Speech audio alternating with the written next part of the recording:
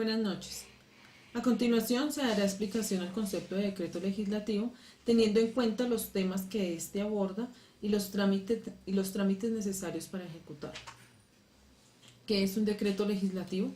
Son actos con fuerza de ley que emite el presidente de la República en situaciones concretas con el fin de afrontar de manera inmediata un desastre de urgencia nacional. Dichas situaciones concretas a las que se refiere el decreto legislativo se conocen en la Constitución Política de Colombia como estados de excepción.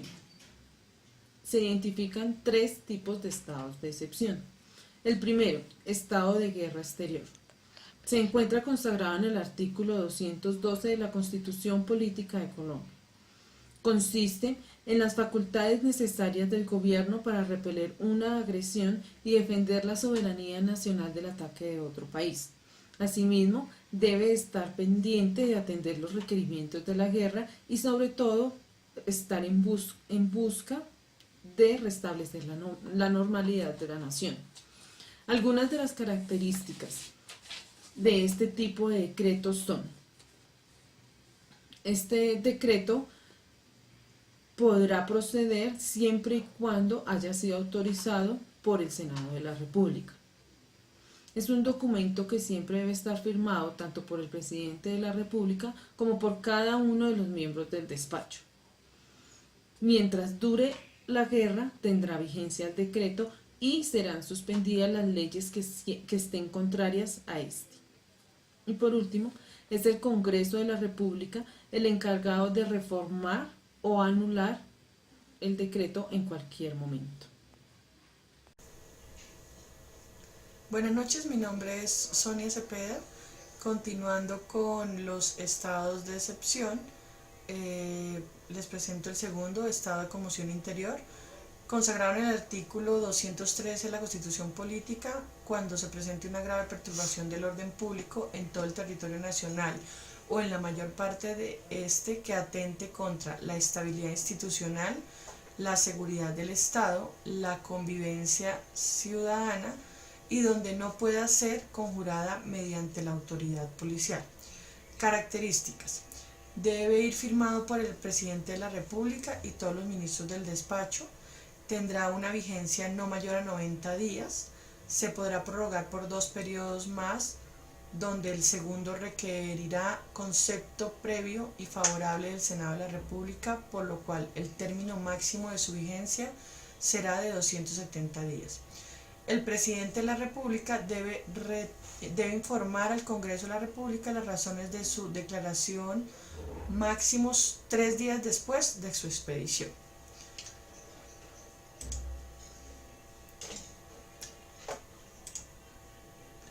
Tercer estado de excepción: proceso de emergencia económica, social y ecológica. Concepto: consagrado en el artículo 215 de la Constitución Política, cuando sobrevengan hechos distintos a los anteriores y se presenten situaciones imprevistas que amenacen el orden ecológico, social, económico del país o constituyan calamidad pública. Características: debe ir firmado por el presidente de la República y todos los miembros del despacho, tendrá una vigencia de 30 días, se podrá prorrogar por 2 periodos más de 30 días para un término total de 90 días en un año. El Congreso se reserva el derecho de prorrogar hasta por 30 días, de acuerdo con las dos cámaras, el informe que el gobierno presente sobre las causas del estado de emergencia y las medidas adoptadas. Y por último, el gobierno enviará a la Corte Constitucional al día siguiente de su expedición cada decreto para decidir sobre su constitucionalidad. Buenas noches, mi nombre es Mariana Cepeda. En el artículo 214 de la Constitución Política se presenta para los estados de excepción 1 y 2 lo siguiente: no podrán suspenderse los derechos humanos ni las libertades fundamentales y se respetarán las reglas del derecho internacional humanitario.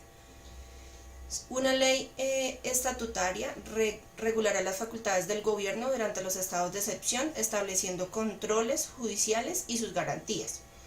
y también no se interrumpirá el normal funcionamiento de las ramas del poder público ni de los órganos del Estado.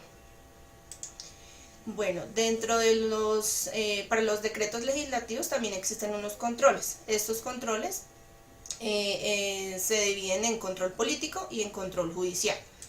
El control político lo ejerce el Congreso de la República en las oportunidades mencionadas anteriormente en cada uno de los estados de excepción.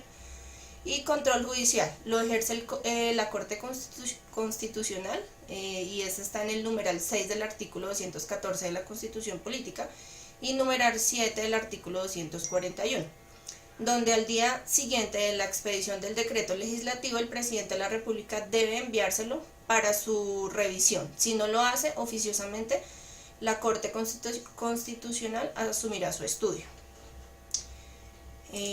Bueno, entonces esto es lo que concierne al decreto legislativo. Les agradecemos su atención. Este trabajo fue presentado por Nuri Liberato, Sonia Cepeda y quien les habla, Mariana Cepeda. Somos estudiantes de segundo semestre de Contaduría Pública de la Universidad Uniminuto, y este ejercicio lo desarrollamos para la materia de Fundamentos de Derecho. Muchas gracias. Gracias.